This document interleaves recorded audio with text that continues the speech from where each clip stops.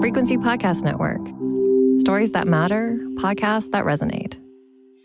The race to replace Prime Minister Justin Trudeau is set to kick into high gear this week, with some heavy-hitter candidates expected to launch their bids or maybe even take their names out of the running. So far, we have two declared candidates, former MP and businessman Frank Baylis and Ottawa MP Chandra Arya.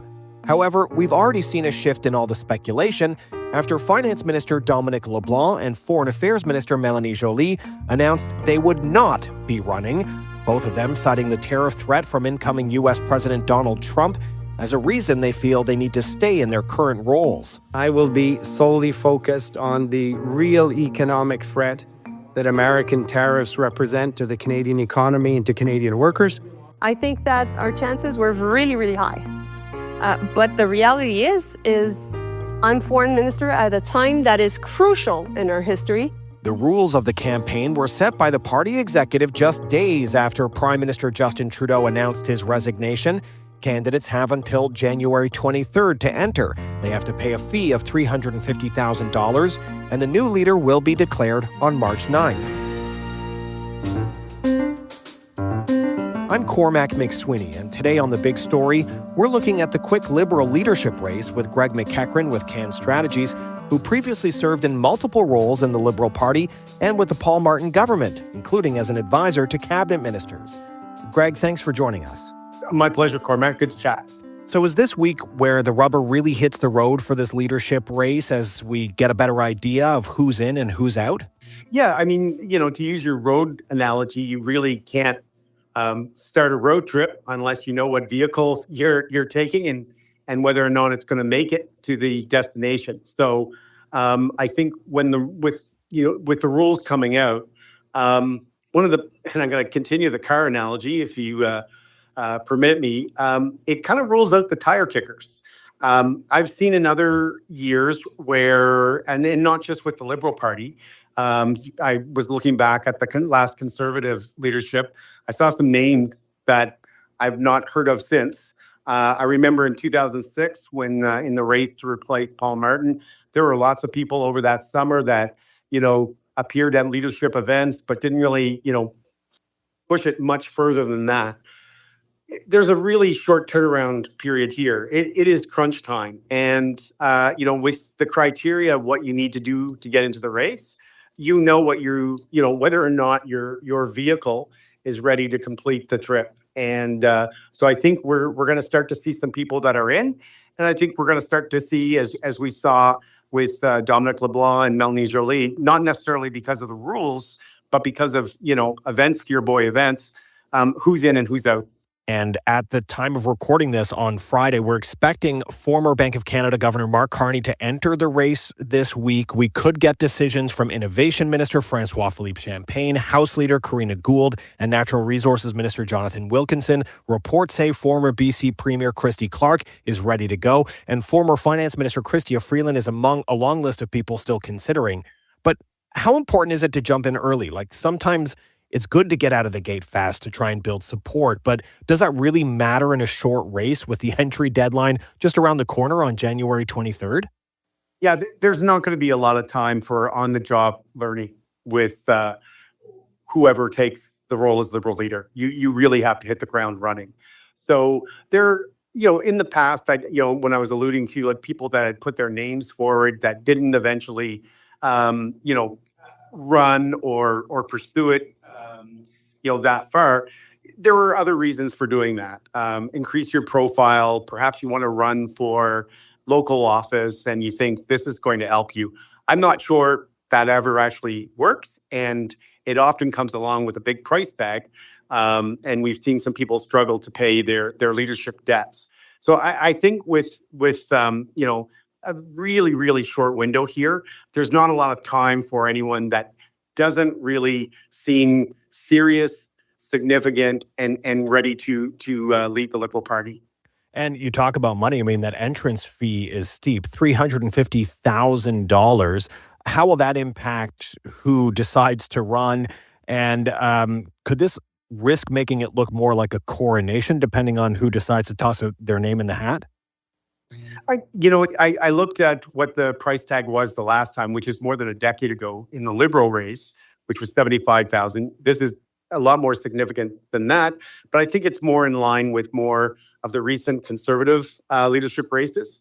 And again, there's not a lot of time to waste here. So, to be clear, Cormac, I'm not supporting anyone. I was hoping to see if Dominic LeBlanc would run, but at this moment, I've not declared for anyone, and I'm kind of in a wait and see mode.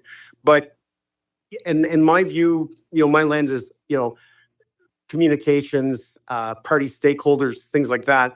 I'm not a political fundraiser, but that price tag suggests to me that if you want to have a serious bid at this, you better have a fundraising team in place already so you can secure that seat. But Greg, if the field is too small, is there a risk of the Liberals dealing with the perception of a coronation, much like the Democrats did in the U.S. election? Or does that comparison not really make sense because there's an actual race taking place here? Look, I want to be really fair here, and I want to be a reasonable partisan. That is a possibility, but not just because of the fee. We have to be realistic about where things are. Justin Trudeau, prior to Christmas, I think caucus had kind of really been upset with the cabinet shuffle and how Minister Freeland was treated. So we're in a situation where the time crunch means that if you're really cynical, you can view this as a coronation. But the flip side of that is you're also looking at people who are serious contenders. Part of that is going to be financial, your ability to fundraise. But part of that is going to be your ability to seize the hearts and minds of Liberal supporters who are going to vote in this race. So no matter what, whether it's the finances or the time period, Cormac, there is the danger of that because it's such a short period of time, those who are really ready to go are going to have the best chance. And that's because of the situation the Liberal Party is in. This is not, as if we just lost an election and the leader who lost the election wants to step down. This is a really odd thing. We don't really have a lot of precedents in Canadian politics for this. So it's not just the financials that have put the Liberal Party in this position. When you look at the field and the choice Liberals have to make here, how key is it going to be for the next leader to potentially be considered an outsider or somebody not as closely linked to outgoing Prime Minister Justin Trudeau?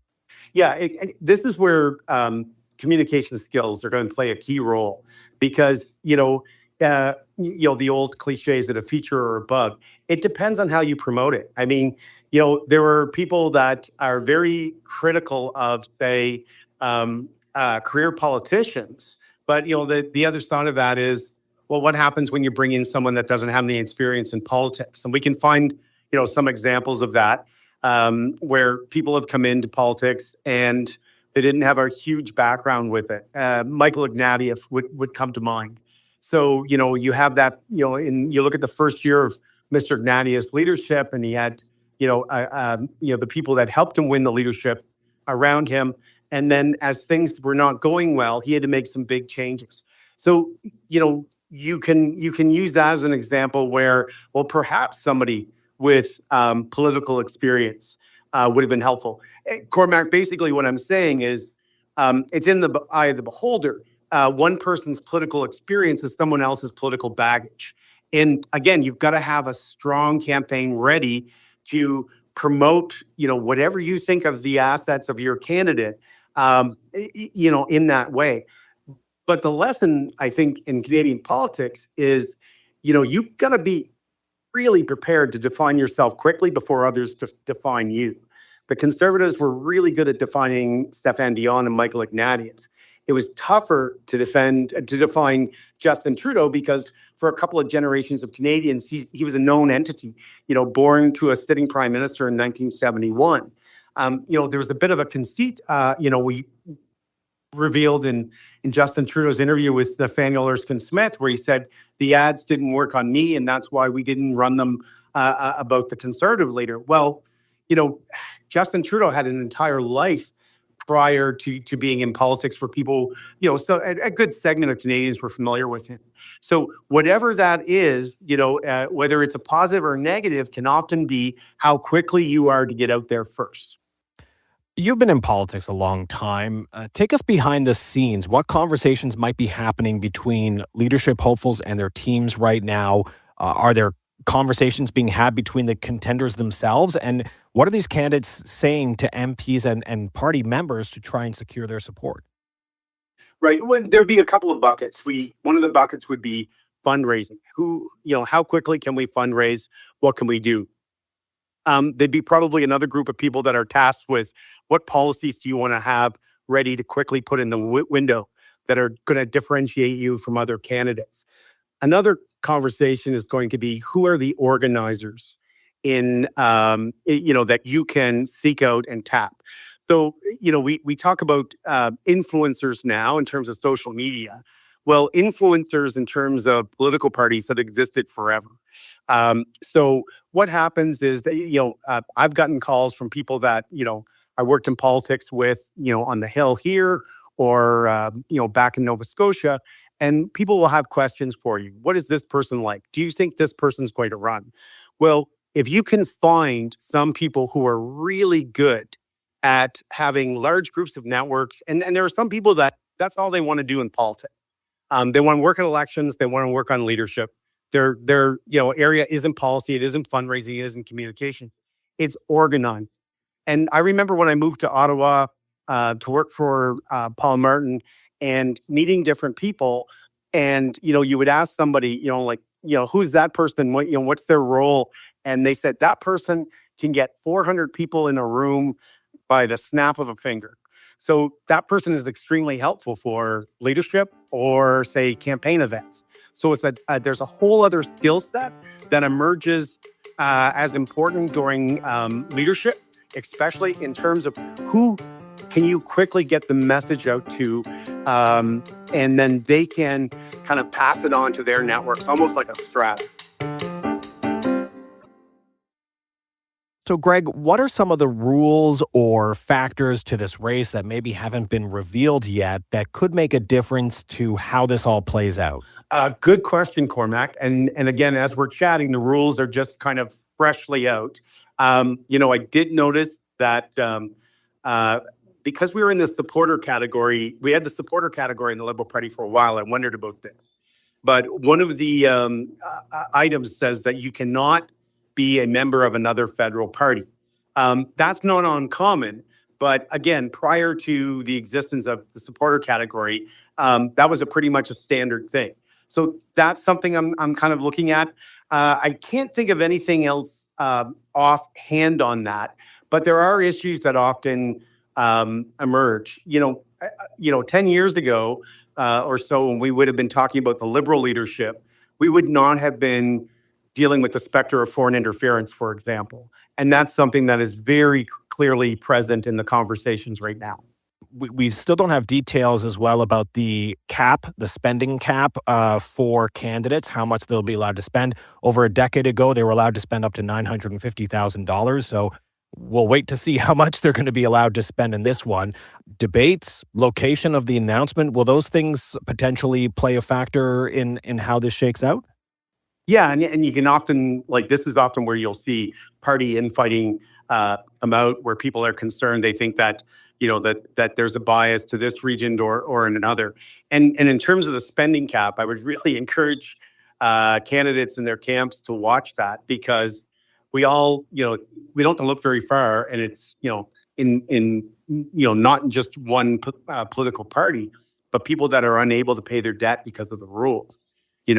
You cannot be, a wealthy individual. Kevin O'Leary comes to mind, where just because you're a wealthy individual doesn't mean you get to run and write, one personal check to cover everything. That is not the way the rules work. So people need to be very mindful that they're not going to be overspending. And, just to go historically quickly for a second, Cormac, in 1976, when Brian Mulroney ran for the PC leadership, there was a perception that he had a very high spending campaign. and it worked against him. And, when he ran in 1983 successfully, they were a lot more mindful of that. We got to remember right now, we're still coming out of, the effect of high inflation, the effect of the pandemic on our economy.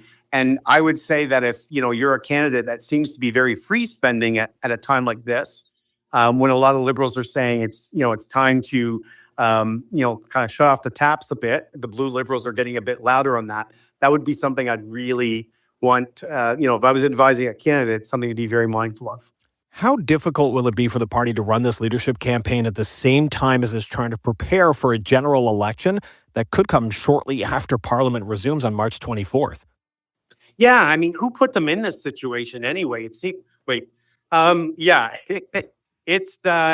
not easy, but this is the price of being in power. This is the price of winning 3 elections in a row and wanting to continue and have success.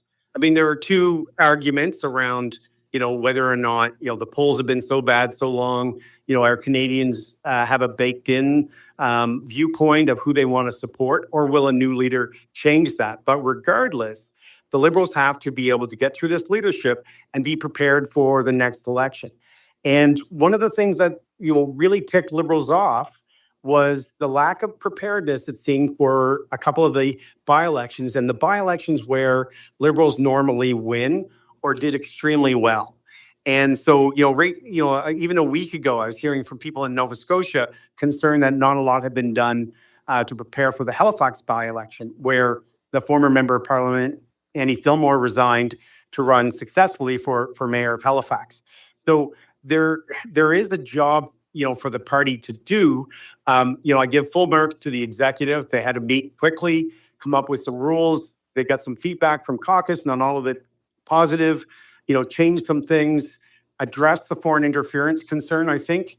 But now you've also got to do these things in tandem. And so you may be relying on, maybe not everyone wants to get involved in the leadership. And perhaps you want to tap into those people to help you do both the convention and the leadership choice and prepare for the next election, which could be very soon. Greg, can the party actually win with a new leader, or is this next leader just going to be basically a placeholder position until the party loses the next election, given the low polling numbers we're seeing right now? Cormac, that's a question where I am scared if I answer what I think, which is elections matter. Lots of things can happen before then. And, before then, the reality is that, you see the polls for what they are. I don't have, like an internal view of where preparations are. And, another concern that I would kind of flag is the fact that there may be current MPs that are considered to be running again, but have changed their minds and are not. So that adds to it as well. That means more riding nominations still have to go. It's a tough thing to do. How do you tell somebody to come and join a party and we have a 2-election scenario? We're not going to win the next election, but stay with us. You really have to be positive in order to bring people in. Lots of things can happen, but you also have to look, at the reality of what public opinion polling has been showing for about a year. If this new leader doesn't win the next general election, they may be responsible for a rebuild of the Liberals. So does someone like a Mark Carney or a Christy Clark or even a Chrystia Freeland, do you see them, eating chicken dinners at Kiwanis Club meet and greets to do the legwork that it will take to try and build the party back up if they're not successful in the next election? You say those chicken dinners like they're a bad thing, Cormac. Yeah, that's a good question. Up until Stéphane Dion, it would have been pretty certain that a Liberal leader would have gotten 2 kicks at the can. For example, the last Liberal leader that had that was John Turner, 84 and 88. Mr. Ignatieff lost his seat in 2011, so that probably influenced it. But I think it's a case-by-case basis. I mean, the difference between 1984 and 88 and John Turner is social media, the amount of media shrinkage, the lack of a press gallery following, to the extent that they would have in the 80s. So we have a faster kind of turnaround in judgment. So it really depends on what kind of election the person runs, on whether or not the Liberal Party at the, if they succeed and they're prime minister, we're not going to have this conversation. But if, we keep using that cliche about saving the furniture, it's not just the amount of furniture you save, it's, how did you perform during the election? And do we see something there that we can rebuild? And, as much as that's a bit probably terrifying for a lot of partisans, it's also pretty exciting. And again, this is the position that the Liberal Party is in. There's nothing you can do to change that. And, there can be conversations for a long time about why the Liberal Party is in this situation. But that's probably not as important for Liberal supporters as is having a thoughtful, strong leadership with somebody who can turn around quickly and be prepared to run an election. Greg, thank you so much for your thoughts on this. I really appreciate it. Always great to chat, Cormac. Thank you. That was Greg MacEachern with Can Strategies, who previously served in multiple roles in the Liberal Party and with the Paul Martin government, including as an advisor to cabinet ministers. We were speaking about the Liberal leadership race. I'm Cormac Mac Sweeney, and that was The Big Story. You can send us feedback on this episode or on any other episode by emailing us at hello@thebigstorypodcast.ca or leave a voicemail at 416-935-5935. You can find us on the Seeker app or on all your favorite podcast players. Please rate, review, follow, and share. Thanks for listening.